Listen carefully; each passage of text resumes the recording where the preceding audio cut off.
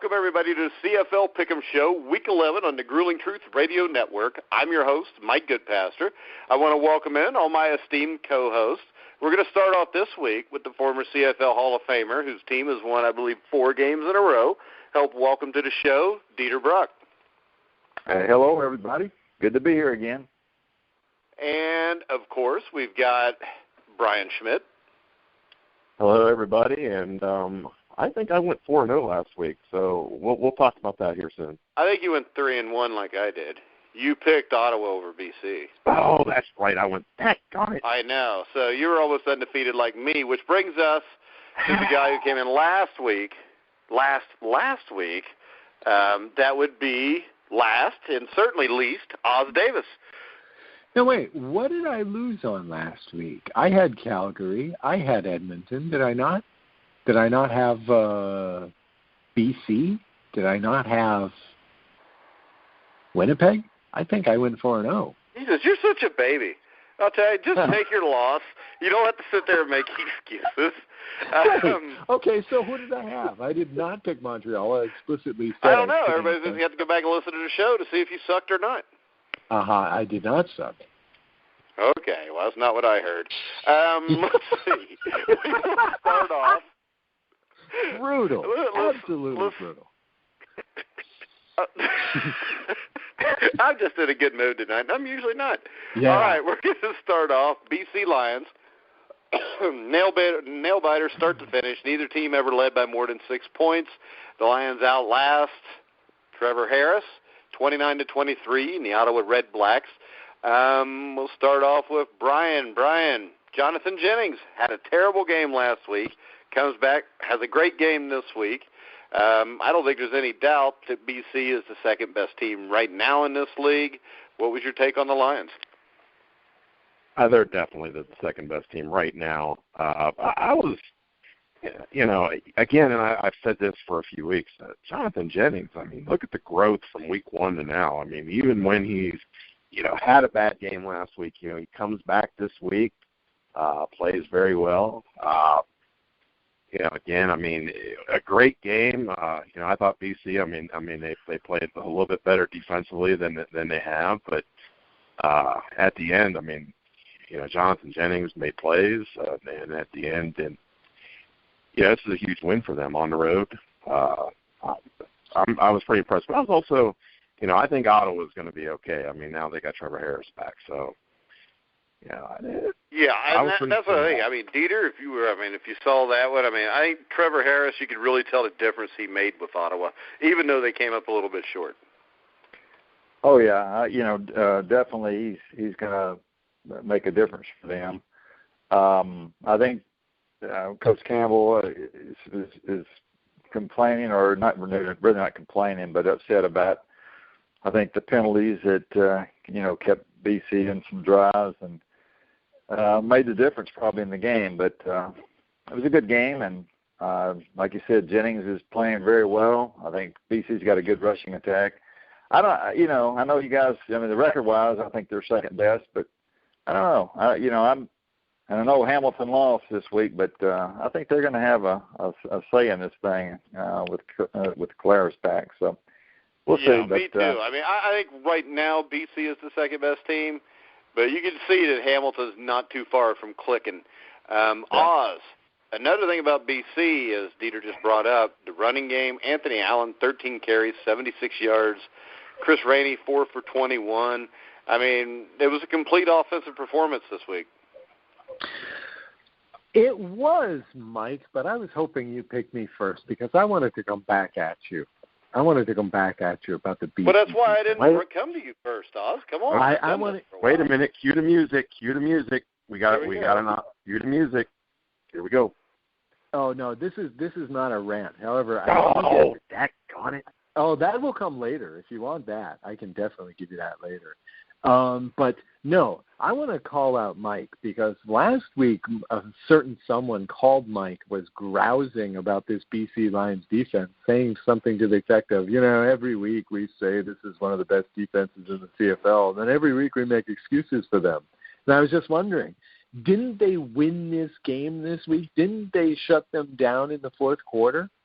Wasn't this a great show by the BC defense? Did they redeem themselves in your eyes, Mike? Well, it was one quarter. I mean, if you look at them, if you look at their defense, they've given up 233 points this year. Okay. I mean, you've got that puts them in the middle of the pack. Yeah. I mean, they've given up 15 more points than Montreal's given up. Now they have played Calgary 3 times. I'm just telling you this. I think they have a solid defense. I just don't think it's anywhere near as great as people were pumping up the first few weeks of the season. Okay. All right. Fair enough. I just figured that as a coach you wouldn't necessarily be like the stats guy. Because you must look at. I watch him, and I know this. Probably 4 of the last 6 weeks, they've been burnt pretty good. This is the thing. I am a stat guy when it comes to. It's like it drives me nuts when I see. Perfect example: the Pittsburgh Steelers. I think 2 or 3 years ago, everybody kept saying they had the number 1 defense in the NFL, but scoring defense-wise, they were like 9th. Right. And I'm not picking on the Steelers. That's one of them I remember. No, like I remember last year. Yeah. Last year, I'm a Bengals fan. The Bengals had the 11th ranked defense, but they were second in points given up. The only stat that matters offensively or defensively is how many points you scored and how many points you gave up. And whatever team is best at giving up the least amount of points is the best defense, in my opinion. Well, so there, you were shot down. So now we're going to go to Winnipeg, 32. Montreal 18. Dieter, what's your take on Winnipeg? Yeah, you're talking about defense now. Winnipeg's becoming one of the better defenses in the league. I mean, all these turnovers they're getting. Of course, that was the difference in this game. 4 interceptions. They moved the ball okay, but in the what's the kicker's name? Justin Medlock. Yeah, Medlock. 6 for 6 in field goals. But Winnipeg's defense is the difference in what's happening with this team right now. They are getting a lot of turnovers, and that's giving the offense some chances for easier scores. So, yeah, I like what Winnipeg's doing. They got 4 in a row, and they got a couple of games. It looks like they could. I'm not saying it's going to be easy games, but it's looking pretty good for them. All right, so Brian, as a coach, I mean, are you concerned, even though you win 32-18, by the fact that you have to settle for 6 field goals on offense? No, I'm not concerned at all. The bottom line is, field goals are part of the CFL game, and bottom line at the end of the day, I mean, they put 32 points on the board. They, won the football game. Again, it kind of comes back to what Dieter said. Defensively, they're playing really well. So when your defense is playing that well, you can take the 3 points.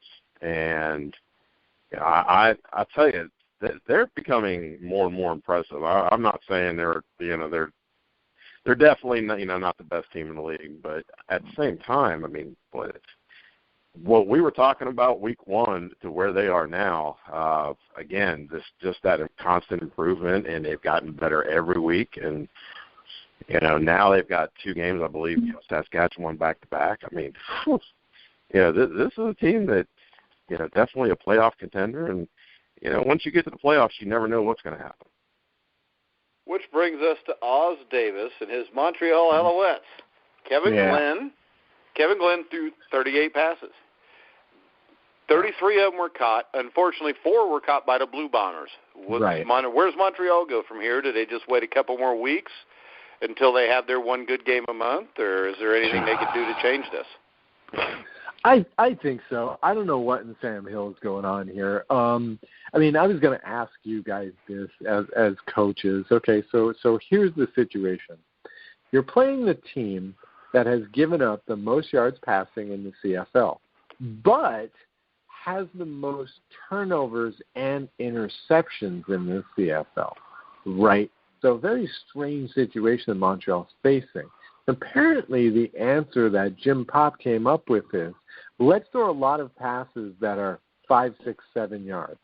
I mean, he had 15 completions to the running backs out of the backfield. Now, on these 15 completions, 145 yards.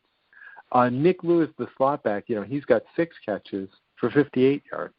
I mean, it's all well and good if you can complete 29 passes, but if none of them go over 10 yards, you're kind of in trouble. Now, next week, Deron Carter is finally going to serve this suspension, so he's not going to play. There's going to be absolutely no long threat on the field for Montreal. And the thing is, either Pop has no confidence in Kevin Glenn's ability to throw the long ball, or Kevin Glenn has no confidence in Kevin Glenn's ability to throw the long ball anymore, because it's just not happening there. I mean, they're not fooling anybody with this stuff. That's why there's 4 interceptions. A very frustrating game. So, Oz, I just have one question for you. Mm-hmm. Uh-oh. You said that you had a question for us. Do you have a question for us, or did you just want to ramble? Yeah. The question is, what would you guys have done in that situation? You're going into this game realizing that you're playing against the team that both gives up the most points in passing yards but has the most interceptions and turnovers from the defense. And your quarterback's arm strength is suspect this season. What do you do? What kind of game plan do you guys devise? Well, let's go to Dieter first, because I don't think Dieter ever was accused of having suspect arm strength. No, look, once again, it comes down to you got to protect the football, and whether they're throwing short or long or whatever, 4 interceptions is 4 interceptions, and that's what kills them. That's what's killing them. I mean, you can't turn the ball over like that and have a chance to win. Yeah, they moved the ball well. It's just the interception. Yeah, and defensively they didn't play terrible. No, their defense is really. I think their defense is pretty good. I really do. I think but they just, they can't score enough points. All right. Well, that brings us to the Edmonton Eskimos downing the Saskatchewan Roughriders, 33-25. The Eskimos overcame the loss of their starting running back, John White. Shakir Bell came in, scored his first touchdown in 2016, racked up 170 yards. Mike Riley was good again. Has Edmonton fixed anything, in your opinion, Brian, or are they just maybe playing some subpar competition right now? I feel like right now it's playing subpar competition. I mean, look, Riley, we know what kind of quarterback he is, and they have some talent offensively, but I mean, we've discussed before, right? Very suspect on the offensive line, and I obviously when you play the better teams, that has shown already this year that comes back to bite them. I just think they're a team that until we can see against better competitions, that offensive line is going to be able to block and do some things. This is a team that, they should win these games, but at the end of the day, against the better teams, I don't know that this is a team that is a playoff team or certainly a team that, is going to make a whole lot of noise in the playoffs. Yeah, kind of the same question to you, Dieter. I mean, Edmonton, kind of like the Winnipeg thing where people say they haven't played much competition, but it is also not true that even though they're not playing great teams right now, the confidence they get from playing well and winning games can breed into them being able to turn their season around. Oh, yeah, and look, this is professional football, and any week, any one of those teams, whether you're 1-8 or 8-0, I mean, anybody can win, and you got to play well, to win the game. And look, I thought Saskatchewan was going to just throw in the towel after that first half. I just thought that there's no way that they're going to even be in this game. This season. Yeah, but they came back and they played hard in the second half, and they didn't give up, and they made it a pretty close game at the end. I don't know, I'm like you, man. I don't know if Edmonton is, right now they're on the verge of being one of the 3 or 4 best teams in the West. Right now, I like what they do offensively. I like Mike Riley. And I don't know. Their defense has played well at times, and then not so well. But I don't know. We'll have to see, the next few games and a few weeks to see what happens here. But, I just you got to give Saskatchewan some credit for coming back in this game. When I looked at the first half and said, how bad they were playing, and I thought they were just going to give up, but they didn't. All right, Oz, give us your take. Well, just talking about the second half collapse that the Rough Riders have been doing this season. I believe the 16 points in the third quarter was almost their season total cumulatively for the third quarter. They've been notorious for not coming out completely flat after the half. I don't know. I didn't believe very much that they were going to complete this comeback. I thought Edmonton had enough. I didn't think Mike Riley was harassed less against this team like the last time they played Saskatchewan than he has been against other teams. So I wasn't too concerned about Edmonton losing this game.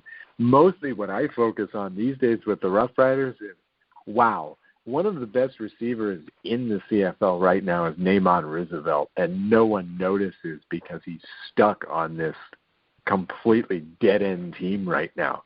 But he's just having a monster season. He got a touchdown pass from two different quarterbacks in this game.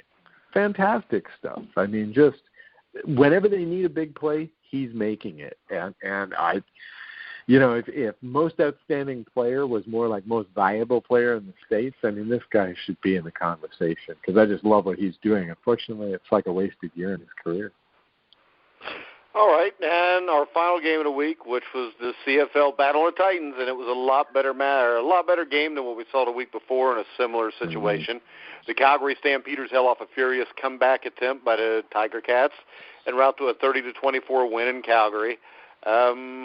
Brian, I think this solidifies Calgary's the best team, but I also think it solidifies that Hamilton is probably their biggest threat at the end.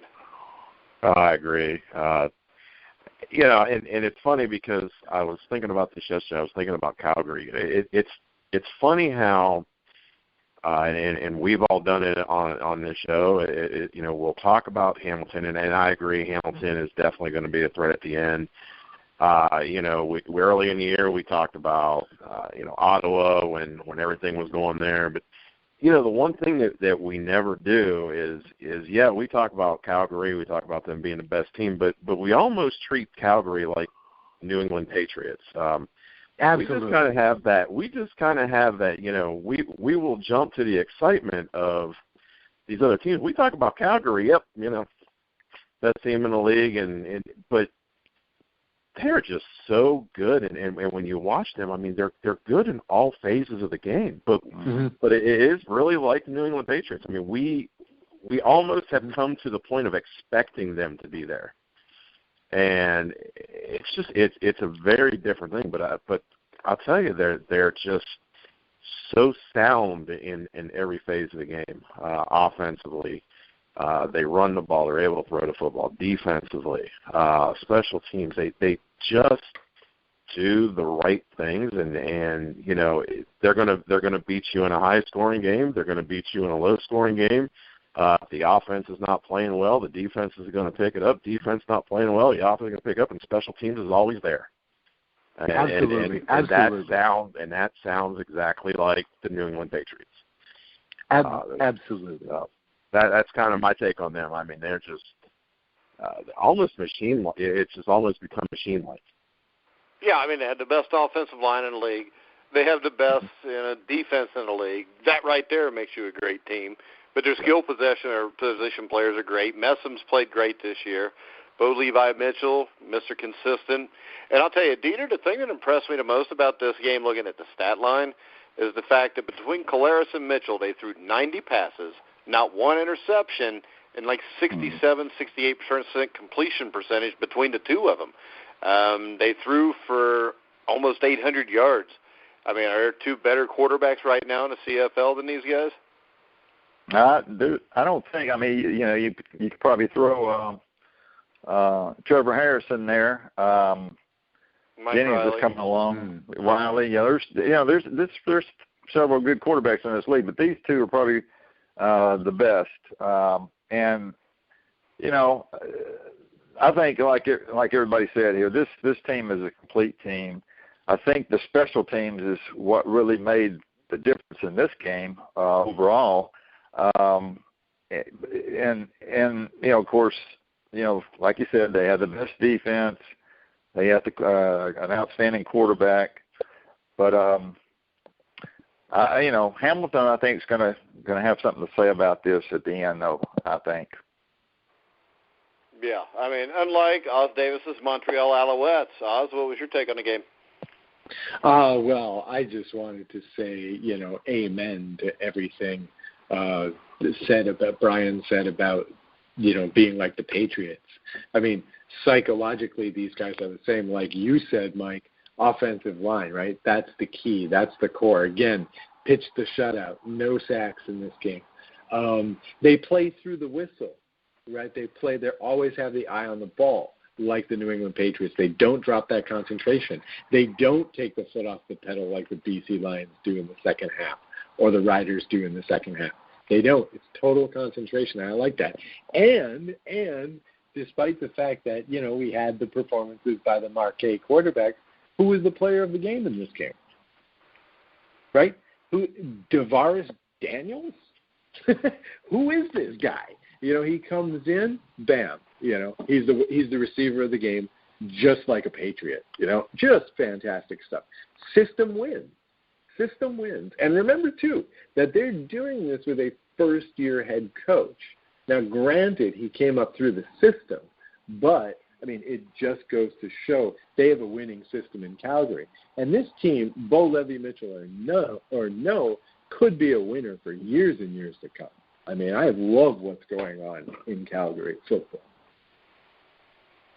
And I'll say one more thing about Calgary and the league as a whole. With the exception of Toronto, the league as a whole has some really good quarterbacks right now. But what's the one difference? Toronto has one. He's just hurt. Right. But what's the one difference between Calgary and every team right now, for the most part, in the CFL? And that is this. Calgary's offensive line, Mitchell never gets touched, meaning he never gets hurt. Right. And every other quarterback in this league is getting hurt because of the suspect offensive lines. And I've got, some theory. I could go on a rant about that, but I won't. But, I've got some theories about that. But, the bottom line is I think the CFL, these other teams really need to start looking at Calgary and what they're doing and the kind of offensive linemen that they're bringing in and have to start mimicking it. Otherwise, Bo Levi-Mitchell is going to continue to play and never get hurt. Meanwhile, that we're going to be continuing to talk about teams' second and third string quarterbacks.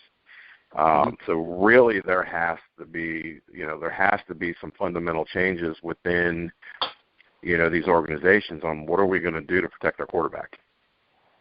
Well, Dieter, here's my question to you. All right. Does it ever seem like that Brian and Oz hog like 80% of the airtime to you? Well, I think they have the most to say, I guess. Are you like me where I'm sitting here thinking, I could probably take a nap, wake up 10 minutes later, and then I'll talk? Well, we're See, there he goes again, and I'm talking to Dieter. We're just trying to be intelligent. Well, okay. Oz going to try a little harder. Let's go. Our first game of the week. BC at Toronto. Dieter, I'll give you the first pick. BC at Toronto. Okay. I think, Ricky Ray is going to be back this week. Then that'll make a difference for Toronto. But I'm not so sure that this is not going to be an easy game for them. BC going in there. Toronto, I would say if they really had a home field advantage, this might be a chance for them to win this game. But I don't think their crowd is going to make that much difference in this game, and I think BC is going to win it. Well, it's because the crowd will be about 6,000 people probably. But, yeah. This would probably be a more dangerous game if they were playing it at BC. I agree with you. I think BC wins the game. If Ricky Ray's there, I expect it to be more competitive than most of their games have been lately because, let's face it, Logan Kilgore hadn't come close to getting it done. But, Brian, you agree? Yeah, I definitely feel like even with Ray coming back, I feel like it's just not going to be a great homecoming for him. And also just the fact that Toronto plays 2 games in 5 days. Yeah. Who makes Toronto's schedule? Because whoever does that must really not be a Toronto fan, because their schedule. Well, same thing they do in the NFL with a Sunday and a Thursday. Yeah, they got the bye week, so they were looking at Labor Day weekend. They work. Yeah, really, the way it worked out, the bye week was perfect because now maybe they have Ray back for the 2 games then. Yeah, that's a great thing, but man, that's tough. But I don't think Toronto has any real shot in this one. I mean, they have a shot with Ray, but again, there's going to be some rust that he's going to have to take off, and I have more confidence in them coming back on Monday and maybe now that he's got some rust off, being able to do something there. All right, Oz. Toronto could keep it close, but if I'm not going to believe in Caleros coming back, I'm not going to believe in Ricky Ray coming back either. I'll take BC. All right, the next game, Brian, Ottawa at Montreal.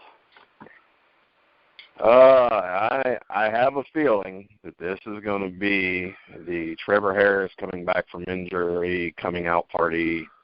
Montreal has a good defense, but I feel like this is going to be, he had his game last week. That rust is coming off, and now we're going to see kind of that Trevor Harris that we saw at the beginning of the year. So I think Ottawa's going to put a pretty big offensive game up here and win this one pretty easily.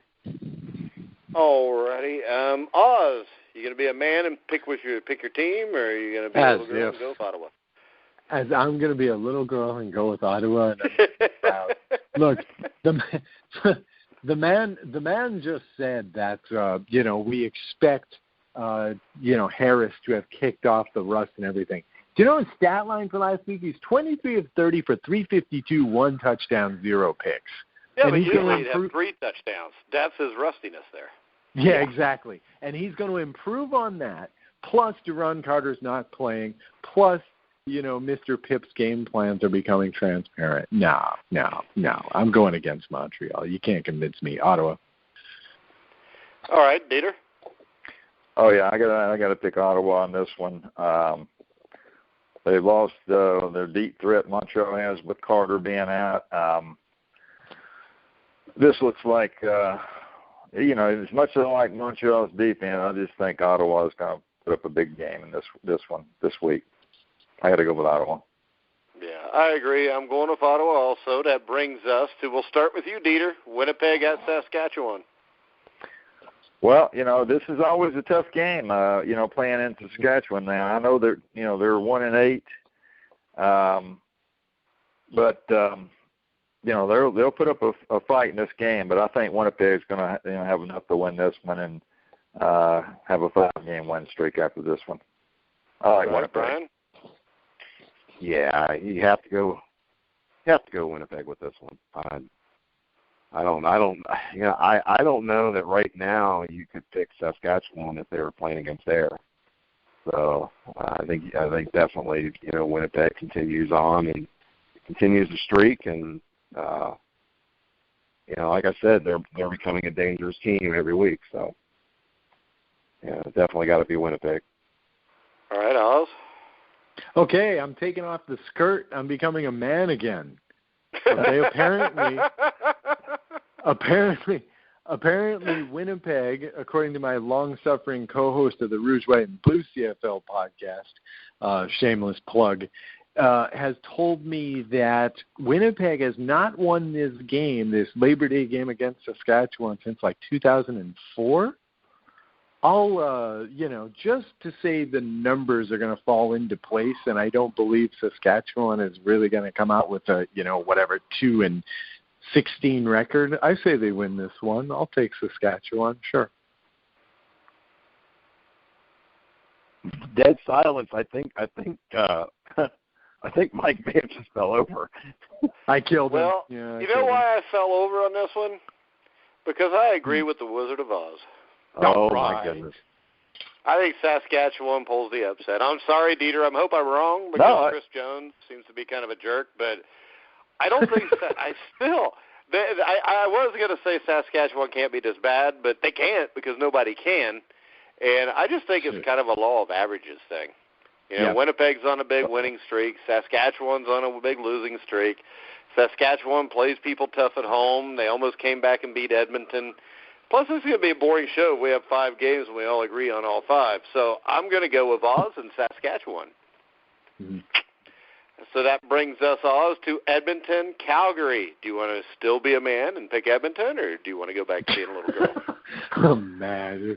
Nah. I can't get off the horse.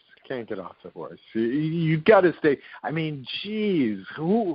The next time the Stampeders lose, it's going to be an upset, and nobody's going to have picked them anyway. You know, they're going to lose to, like, Montreal or something. It's going to be something weird and wacky, and then they're going to win out. You know, maybe they'll throw week 20 because they already know they're in the playoffs and the number 1 seed. They're not going to lose this week. No way. Calgary. All right. Dieter? Yeah, I agree. I think Calgary's going to win this week. Edmonton will, play them tough.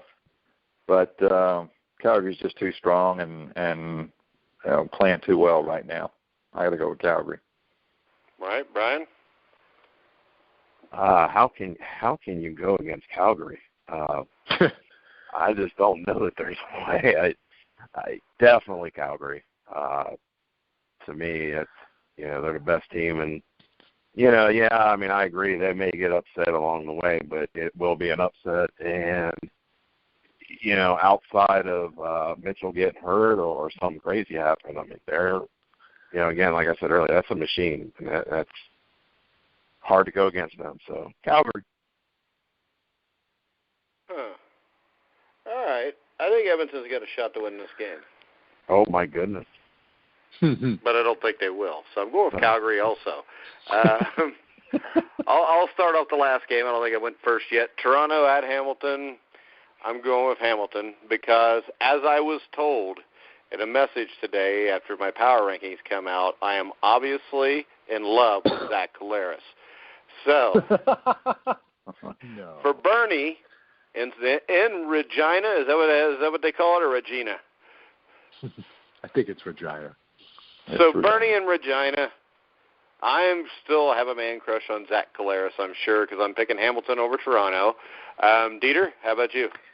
Yeah, I've got to go with Hamilton, even though Ricky Ray should be back unless he gets hurt in the BC game. Yeah, plus it's an away game, too. Yeah, and they're good away, but I just don't think they're going to be good enough to beat Hamilton this week. Or all right. Brian? Well, seeing as how I also have a man crush on Zach Collaros, I got to go with Hamilton. I don't know. It's just something when you watch Hamilton and Zach Collaros is playing for it just it changes everything. And every time I watch them, it just I enjoy watching Hamilton. I enjoy watching when he's playing. So he just makes them an all around better team. So definitely got to go with Hamilton. All right, Oz. Well, I mean, the good news is that most of you guys won't have to watch this full game, and this is going to be ugly. This is going to be a blowout. Toronto's going to lose 2 games in 6 days. I mean, this is a team that doesn't bring pressure on the quarterback. This is a team that is worst in the league statistically on special teams. This is a nightmare matchup for Toronto, especially given that they don't even know who their quarterback's going to be by then. Just a nightmare. How can I give you a score like, let's say 62-0? I think Hamilton's going to win this game. And I don't even have a man crush on Collaros. All right, so if me and you were to bet, you would give me 61 points in Toronto. I'm not going to give you 61 points. I don't. You just said the score would be 62-0. Are you saying too much? Yeah, but this is with no money involved. You don't even remember who I picked last week. So. Oh, you're being a little great. Yeah, I remember who you picked. That's why I gave you such a hard time since you lost. But all right, and we're going to add a new segment tonight because I got a question from a guy by the name of John Robinson in Newark, New York. He wanted to ask Dieter Brock, do you think Bo Levi Mitchell could be an NFL quarterback? Yeah, I do. I think there are a couple of quarterbacks in the CFL that could play in the NFL. Talking starting quarterback, not backup. Yeah, I agree. I mean, I think it's with the right team, and if he really got the opportunity, I definitely think there are a couple of guys in the CFL that could play in the NFL and do well if they had the opportunity. Brian, do you agree? Yeah, I agree. I definitely think in the right system, the right place, definitely could be a starting quarterback. Dieter said the same thing. I don't think he's the only one. I definitely agree with that. I mean, I like Caleres also. I think Caleres could be a guy that could play, if he had the opportunity to, with a certain team down there. I definitely think he can. These guys can throw the ball well, and they are smart quarterbacks.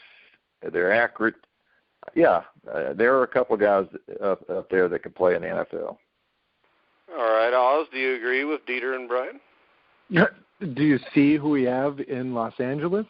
Of course I agree. Of course I do. Dieter, we want you back in Los Angeles now that the Rams are back for your sophomore season. Why don't you come back and play down here? I mean, sure. There's a couple quarters. Sorry? They'll change the system. John Robinson's not the coach. John Robinson's not there. Eric Dickerson's gone. They'll let you throw the ball now, Dieter. Oh, yeah. Well, that's what I'd want. Well, Todd Gurley is there, so you're going to have to feed Gurley quite a bit. Yeah, you got Todd Gurley, though. That might throw a wrench in it. But, yeah, sure. I mean, Cleveland, will RG3 really be there by the end of the season? I mean, sure. I think RG3 is going to have a good season in Cleveland. Well, be that as it may. Here's the Eagles. They drafted at number 2. He's already gone for most of the year. I mean, we've been talking for a 3 years now about a paucity of quarterbacks in the NFL. Sure, a few of these guys could move up. Why not?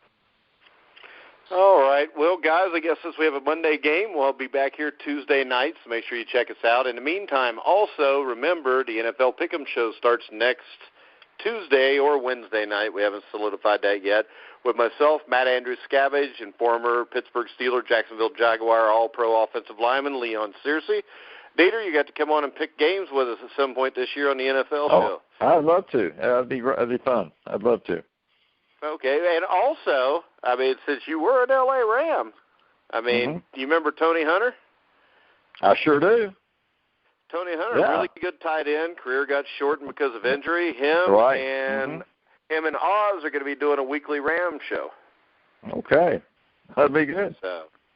So we could throw you on that too. Brian Schmidt, you have a weekly Pittsburgh Steelers show with Leon Searcy and former Steeler return man, wide receiver Dwight Stone, which I know you got to get with those guys and solidify what day.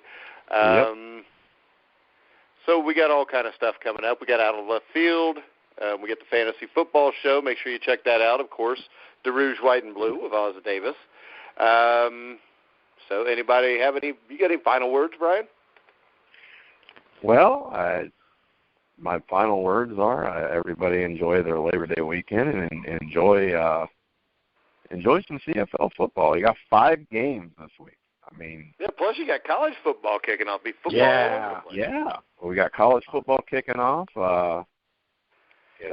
I'm all excited on Saturday. I get to be up and be watching at 11 a.m. to watch Ohio State drill Bowling Green, and I'm also excited about Houston and Oklahoma. So a lot of great games, a lot of CFL games, a lot of college football games, and I stay away from the preseason. High school football Saturday afternoon. If you're anywhere near Sharonville, you can come watch me and my son with Landmark Christian play the Noblesville Lions. So that's something you can do also.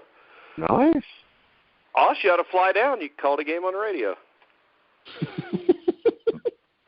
I know you got money to burn. Yeah. Sure. That's me. Any final words, Dieter? Well, like you guys are saying, there's going to be some good games in the CFL this week. I'm really looking forward to Winnipeg against Saskatchewan, and then I'm looking forward to Auburn and Clemson Saturday night. I want to see what if Auburn's going to improve any this year, and this will be a good test for them. I'll tell you the game that really intrigues me is the Oklahoma-Houston. Yep.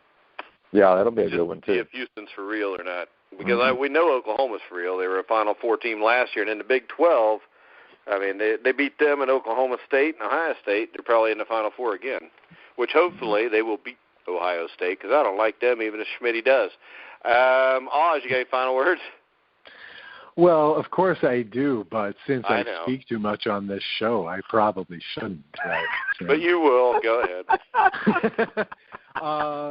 Well, I mean, since we're talking football, yes, this is a fantastic time of the year. I love how everything's opening up, and I'm going to watch that big football game. What is it? North Dakota against University of New Mexico, my alma mater. I'm going to see if I can find a place to watch it. I'm going to watch that game. Well, do they televise the games from New Mexico? Didn't Brian Urlacher play at New Mexico as a safety?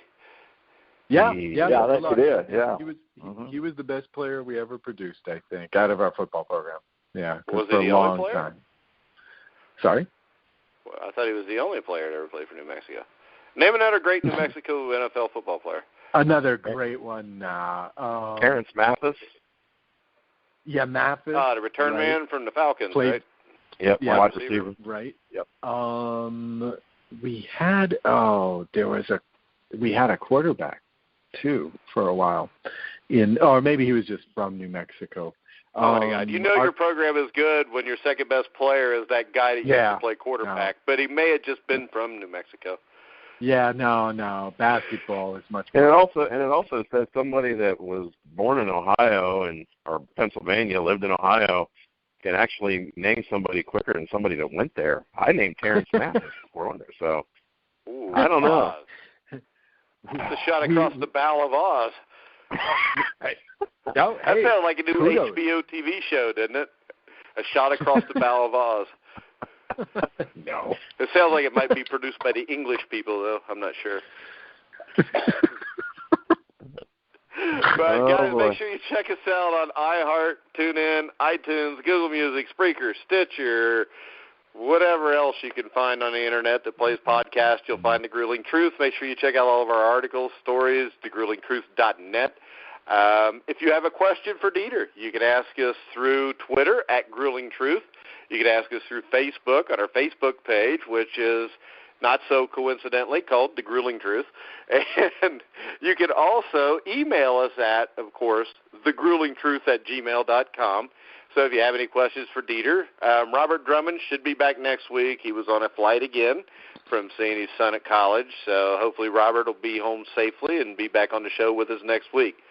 So for Dieter Brock, Oz Davis, Brian Schmidt, I'm Mike Goodpaster. You've been listening to The Grueling Truth, where the legends speak.